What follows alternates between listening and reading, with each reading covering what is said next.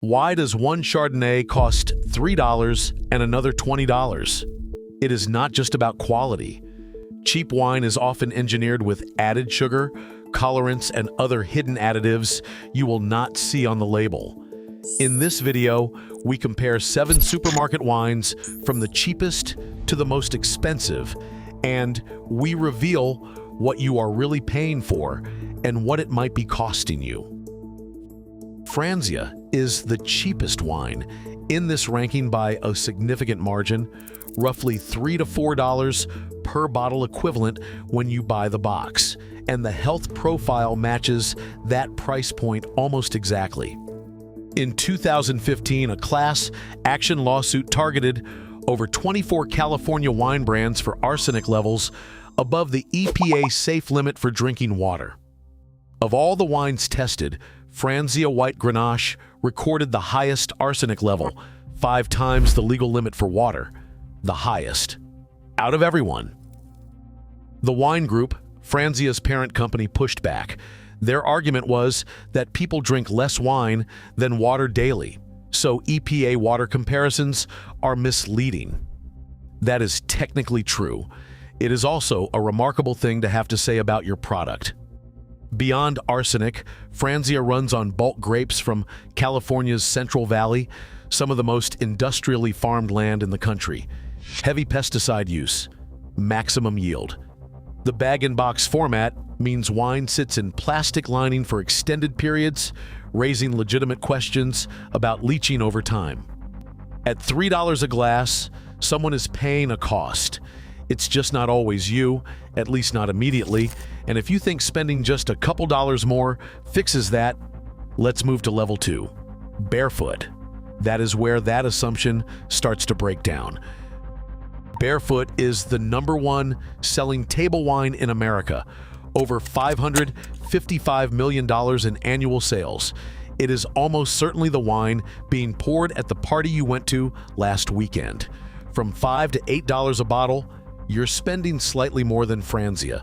Here's the honest truth about what that buys you: not much, health-wise. Barefoot sources from the same Central Valley growing regions. To make cheap grapes taste like something, the brand reportedly uses added sugar, tartaric acid, and mega purple, the synthetic colorant that makes budget red wines look richer than they are. None of this appears on the standard label. The Barefoot Bright and Breezy line is actually more transparent. They disclose 3 grams of added sugar per serving and list caramel coloring, citric acid, glycerin, and potassium sorbate as ingredients. That transparency is genuinely worth acknowledging. It's also a window into what the standard bottles aren't showing you. Barefoot is not named in the arsenic lawsuit. That separates it from level 1, but the additive load, the lack of any organic or sustainability certification, and the industrial production model keep it firmly at the bottom of the health ranking. The price is low because the product is cheap to make. Full stop. So what happens when you add history and reputation into the mix? Let's find out. Level 3, Sutter Home. Sutter Home has been making California wine since 1948. They invented the modern white Zinfandel by accident when a stuck fermentation left residual sugar in a batch, and they decided to bottle it anyway. America loved it. That's a real piece of wine history. Here's what that history does not protect you from. Sutter Home was named in the 2015 arsenic lawsuit. Same class action as Franzia, same independent lab testing, same allegations of elevated arsenic levels in California budget wine. At Walmart, Sutter Home bottles start at $5.27. Let that number sit for a moment.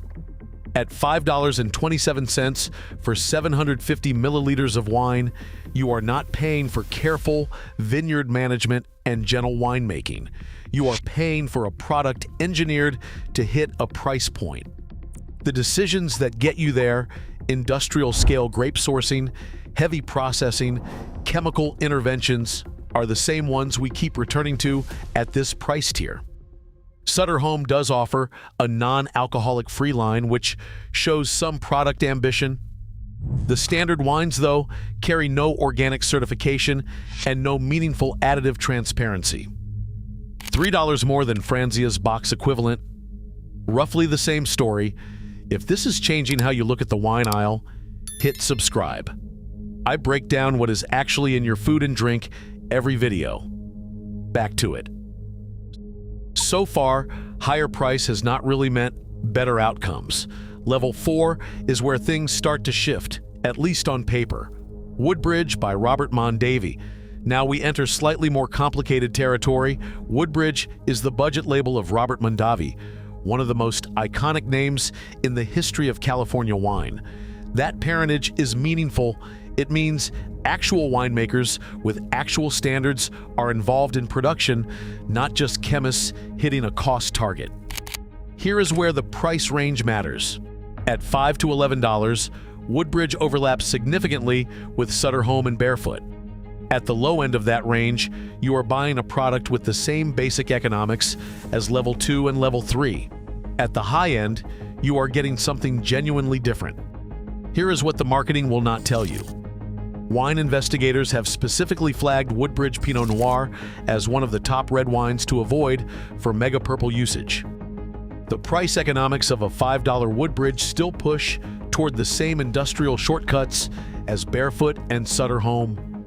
But a French winemaker who blind tasted several Woodbridge varieties called them decent for the price and genuinely drinkable. The Mondavi connection means there is real winemaking infrastructure behind the label. Woodbridge is not named in the arsenic lawsuit. Its sulfite labeling meets standard FDA requirements.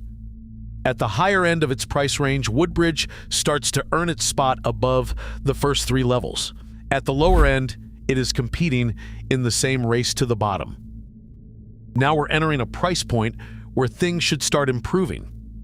The question is, do they actually? Level 5, Cupcake Vineyards, improvement. Cupcake Vineyards sits at a genuinely interesting price point, $9 to $12, where the branding says premium accessible and the health profile starts to show real improvement, but does not quite get there yet. Accessible. The name is friendly. The bottles look good on a shelf. Compared to everything below it, there is genuine progress. At this price, you need to rely less heavily on the worst industrial shortcuts. Progress. Here is what is still concerning. Cupcake appeared in the 2015 arsenic lawsuit. That is significant at a $9 to $12 price point. This is not the $3 a glass bargain bin. Health analysts continue to flag the brand for not disclosed additives used to enhance flavor. The Reddit keto community, which tracks hidden sugars obsessively, has found cupcake products with sugar levels well above what you would expect from a dry wine, suggesting additions that go beyond what is labeled. Arsenic. To Cupcake's credit, the Moscato clearly discloses 16 grams of carbohydrates per serving. The standard Chardonnay shows around 1.4 grams of sugar, genuinely moderate.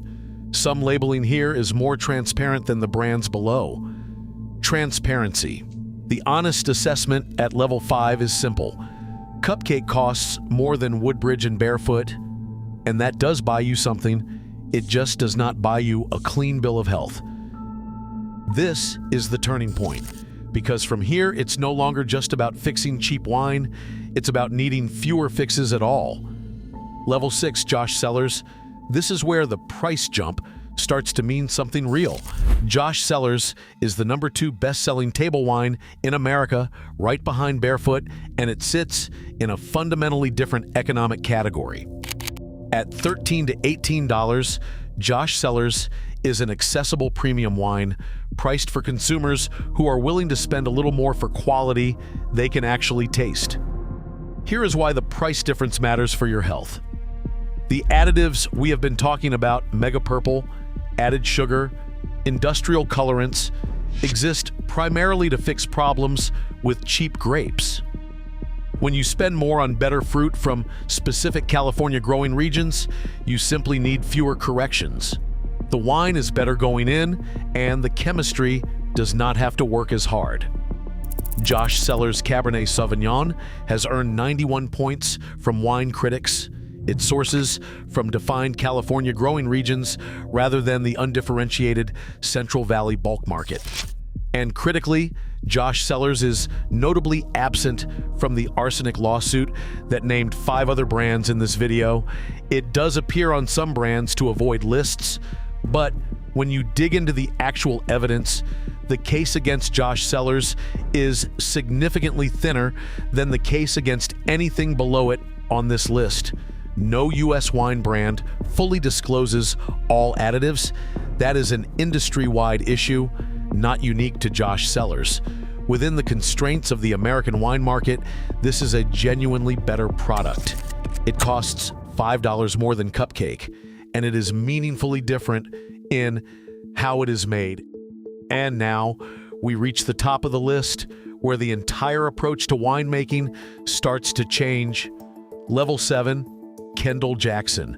Kendall-Jackson, Vintner's Reserve Chardonnay, has been the #1 selling Chardonnay in the United States for 28 consecutive years. At $15 to $20 a bottle, it is the most expensive wine in this ranking. And unlike most expensive entries in lists like this, it actually earns it. Here is what $20 buys you that $3 does not. Certified California Sustainable Wine Growing. CCSW certification is not a marketing badge. It is a verified program requiring that at least 85% of grapes come from certified sustainable vineyards with mandated winery practices throughout production. That means reduced synthetic pesticides. That means accountability built into the process. No other brand on this list has this certification. EPA recognition. Parent company Jackson Family Wines has been formally recognized by the United States Environmental Protection Agency for environmental leadership and sustainability. They have been named Green Company of the Year by the beverage industry. Solar energy, Tesla battery storage, biodiversity preservation, including falconry, a chemical-free traditional method for pest control in vineyards.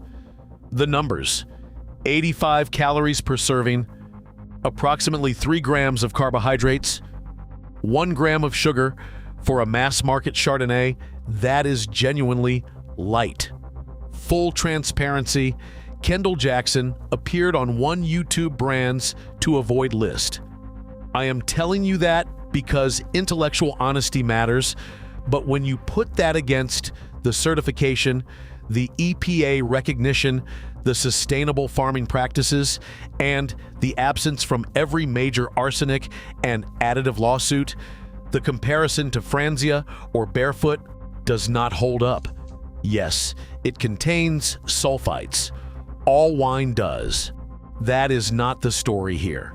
At $20, you are paying for grapes that did not need to be fixed. That is the whole difference. If this changed how you think about the wine aisle, or if there is a brand you are going to skip next time you are at the supermarket, leave a comment below. I will see you in the next one.